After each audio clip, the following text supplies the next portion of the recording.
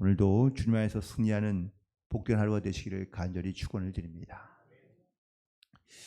해외여행을 많이 우리가 나가기도 하지만 또 외국에 있는 사람들이 우리나라에 많이 들어오기도 합니다. 그런데 이 들어오는 외국인들 가운데 아주 다양한 그런 문화와 아니면 종교를 가지고 있는 사람들이 많이 들어오게 되는데요.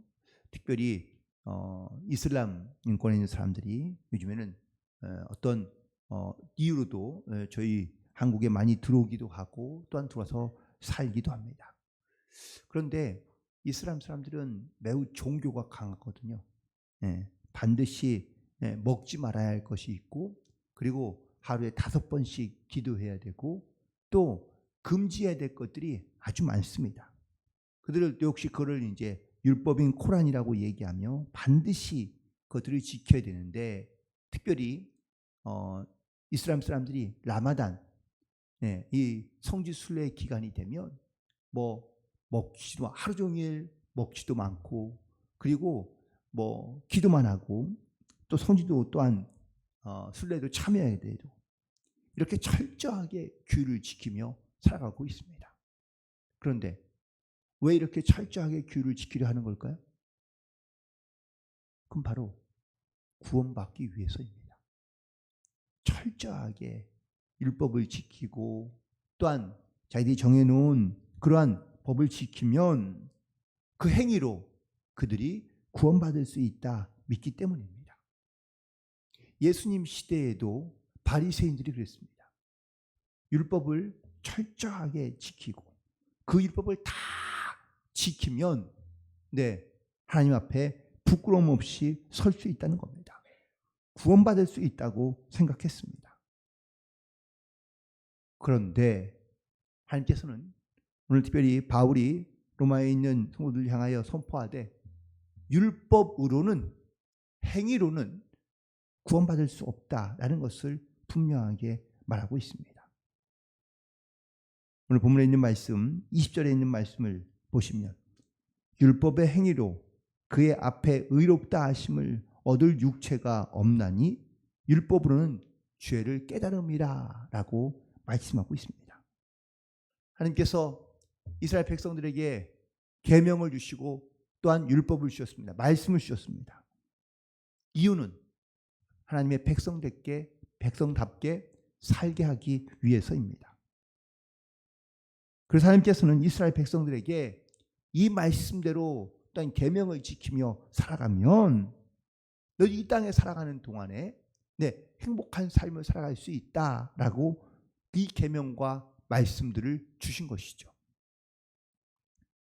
하나님께서 인간들을 괴롭게 하기 위하여, 힘들게 하기 위해서 하나님께서 골탕 먹이려고 말씀이나 율법을 주신 건 아닙니다. 그런 목적도 아니고 이유도 아닙니다. 오히려 하나님은 이스라엘 백성들이 정말 잘 살기 원하고 행복하기를 원하고 또한 그 안에서 즐거움을 누리며 살기를 원하시기 때문에 계명을 주시고 율법을 주신 줄로 믿습니다. 그것은 지금 우리도 마찬가지입니다. 하나님께서 우리 가운데 말씀과 율법을 주신 이유가 뭘까요? 우리에게 이 계명을 지키며 고생 좀 해봐라, 힘들게 살아라, 어렵게 살아라 라고 하나님께서 우리 가운데 주신 말씀이 아니지 않습니까? 그런데 우리는 이 말씀, 계명을 지키는 게 너무 힘들고 어렵습니다. 문제는 이 말씀대로 우리가 행하며 살지 않는 겁니다. 그건 내 안에 이 죄가 있기 때문에, 이 죄성 때문에 우리가 말씀대로 살지 않으려 하고 말씀을 피하며 혹은 또 말씀에 순종하지 못하는 겁니다. 이런 연약한 존재 또한 이런 연약한 어떤 사람인 것을 우리가 그래서 자각하고 깨닫기 때문에 하나님 앞에 나와 회개하는 것이죠. 그 말은 다시 뒤집어 말하면 우리가 살아가는 동안에 어떠한 행위로도 우리가 하나님 앞에 온전히 설 수 없다는 것을 분명하게 말씀하고 있다라는 사실입니다. 왜냐하면 우리는 말씀대로 완벽하게 살지 못하기 때문입니다. 오늘 본문에 있는 말씀처럼 마지막 부분에 20절 마지막 부분에 율법으로는 죄를 깨닫게 한다라고 말씀하고 있습니다. 만약에 우리 가운데 하나님의 말씀이 없고 율법이 없으면 우리가 이 죄가 죄인지 깨닫지 못하며 살아갈 것이 분명합니다. 율법을 통하여 우리는 나의 죄를 알고 나의 죄를 보고 나의 한계를 느끼고 그래서 우리가 하나님 앞에 두 손 들고 나올 수밖에 없는 것을 알 수 있습니다. 우리가 율법을 지킨다고 또한 율법을 행한다고 우리가 온전해질 수 있느냐? 그럴 수 없다는 겁니다. 그 앞에서 의롭다 하심을 얻을 육체가 없다라고 분명하게 선포하고 있습니다. 그렇다면 율법은 과연 우리 가운데 왜 필요할까? 말씀 그대로 죄를 깨닫게 하고 하나님 앞에 우리가 겸손케 하기 때문에 우리에게 율법이 필요한 줄로 믿습니다. 나의 힘으로 나의 능력으로 우리가 의로워질 수 없는 것, 내 행위로는 어떤 행위로든 우리가 의로워질 수 없는 것을 알기에 우리는 이 깨닫게 하실 때마다 우리는 하나님 앞에 나와 회개함으로 그리고 하나님의 거룩함과 의롭다 하심을 우리가 얻을 수 있는 그러한 영적인 모습으로 우리가 주님 앞에 나아가야 될 줄로 믿습니다. 그런데 이 의롭다 하심을 얻기 위해서 그럼 우리가 어떻게 하면 좋으냐? 오늘 본문에 있는 말씀 24절에 보니까 그리스도 예수 안에 있는 속량으로 말미암아 우리가 의대로 값없이 의롭다 하심을 얻었다고 고백하고 있습니다. 우리가 의롭게 될 수 있는 것은 단 하나, 오직 예수 그리스도에 있는 그 구속의 은혜로 말미암아 우리가 의롭게 된 줄로 믿습니다. 어떤 행위, 율법의 행위로는 우리가 의롭다 하심을 얻을 수 없다라고 말했는데요. 그렇다면 어떤 행위나 말씀을 지켜 행하는 것이 때문에 우리가 의롭다는 것이 아니라 오직 예수님의 십자가의 그 사건을 내가 믿음으로 고백할 때 우리가 의롭다 하심을 얻을 수 있다라고 말하고 있습니다. 특별히 여기서 구속으로 라고 이렇게 속량으로 이렇게 기록되어져 있는 이 말씀, 그것은 바로 우리가 인간을 얽매고 있는 모든 죄와 죽음과 또한 그의 속박으로부터 완전하게 분리되어 해방되는 것을 의미하고 있습니다. 즉 우리가 죄로부터 우리가 벗어나 우리가 완전히 분리되어 있는 삶을 살아가는 것이 이것이 바로 의롭다 하심을 얻은 상태라는 것인데 과연 우리가 죄로부터 분리되어 하나님의 말씀대로만 우리가 순종하는 삶을 살고 있느냐? 사실 그 행위로는 우리가 의롭다 하심을 얻을 수 없지만 예수 그리스도에 있는 속량으로 말미암아 그 핏값으로 말미암아 우리가 의롭게 되었다는 것을 믿음으로 고백하며 또한 이 믿음으로 나아갈 때 우리가 의롭다 하심을 얻을 수 있는 줄로 믿습니다. 또한 하나님의 은혜로 값없이 의롭다 하심을 얻은 자 되었다고 말씀해 주고 있는데 여기서 매우 중요한 단어가 있습니다. 그건 바로 의롭다 하심을 얻은 자입니다. 이 의롭다 하심을 얻은 자는 신분이 바뀐 겁니다. 내가 죄로 있을 때는 죄 가운데 있을 때는 죄인으로 그리고 또한 하나님을 믿지 않는 자로 죄 굴레에서 벗어날 수 없는 그러한 사람으로서 우리가 살지만 죄의 종으로 살지만 내가 이 예수 그리스도의 속량을 믿고 그리고 하나님의 은혜로 값없이 의롭다 하심을 얻은 자가 되고 난 후에는 우리가 하나님의 자녀가 되고 또한 의의 신분을 가진 의롭다 하심을 얻은 자가 되어 우리가 이 땅 가운데 믿음으로 살아가는 성도들이 되는 줄로 믿습니다. 이 의롭다 하는 자가 되고 나면은요 겉으로 의로운 척 하는 것을 말하는 것이 아닙니다.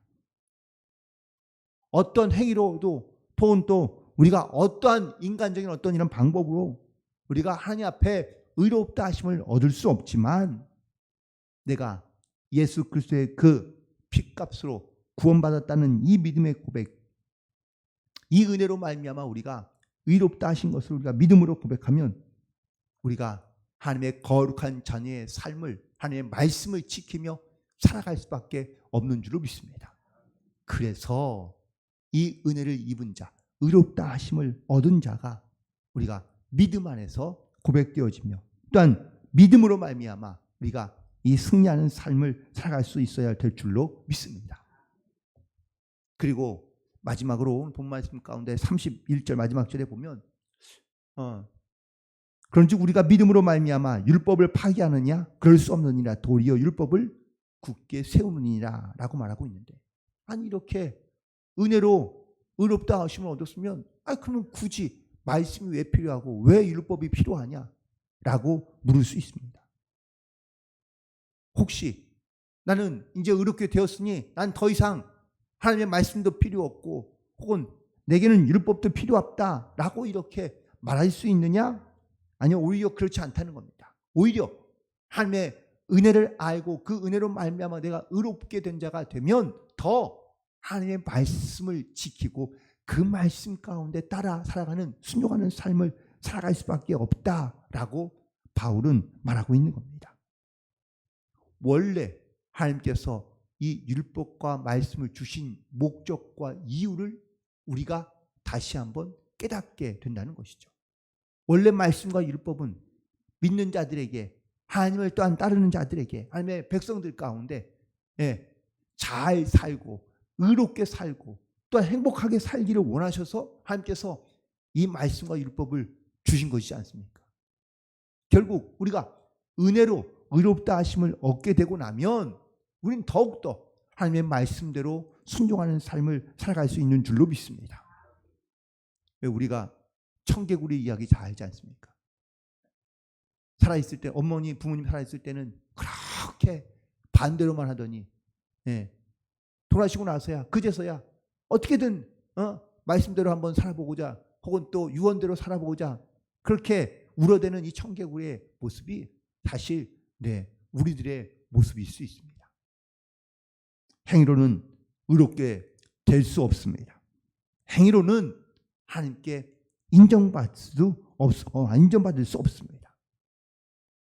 그래서 예수님께서 우리의 모든 죄를 대신 지시고 십자가에 죽으심으로 말미암아 우리가 죄의 종과 또한 죄의 자녀로부터 우리를 의롭다 여겨주셔서 또 우리를 구원해 주셔서 하나님의 거룩한 백성으로 주님의 피값으로 우리를 사주셔서 우리가 하나님의 거룩한 자녀로 이 땅 가운데 살아가고 있는 줄로 믿습니다. 우리의 힘으로는 죄를 이길 수 없지만 우리가 믿음으로 말미암아 하나님의 은혜로 말미암아 우리가 하나님의 말씀을 지키며 그 말씀에 의지하여 말씀대로 살아갈 때에 우리가 이 땅 위에서 하나님의 의롭다 하심을 얻은 자로 믿음으로 승리하는 삶을 살아갈 수 있는 줄로 믿습니다. 물론 말씀을 지키려 할 때마다 분명 나의 한계를 느끼기도 하고 혹은 분명 우리의 연약함을 발견할 수 있을 겁니다. 그때 이 율법이 우리를 깨닫게 하실 때 우리가 하나님 앞에 겸손하게 나아가야 될 줄로 믿습니다. 주님의 도움을 구하며 하나님의 은혜를 구하고 성령께 우리가 겸손하게 나아갈 때 하나님의 손이 우리를 도우시고 성령께서 우리 위에 중보하며 기도해 주시고 그 예수님의 놀라운 그 사랑과 은혜를 우리가 경험하며 고백하며 그리고 그 말씀을 지켜 행함으로 말미암아 하나님 말씀 앞에 부끄럼 없이 설 수 있는 그러한 저와 여러분 되기를 간절히 소망하며 오늘도 이 말씀의 능력을 경험하고 믿음의 법으로 은혜의 법으로 승리하며 또한 의롭다 함을 얻은 자로서 강하고 담대하게 말씀 가운데 승리하는 삶을 살아갈 수 있는 모든 성도들이 되시기를 주님의 이름으로 간절히 축원을 드립니다. 기도하시겠습니다.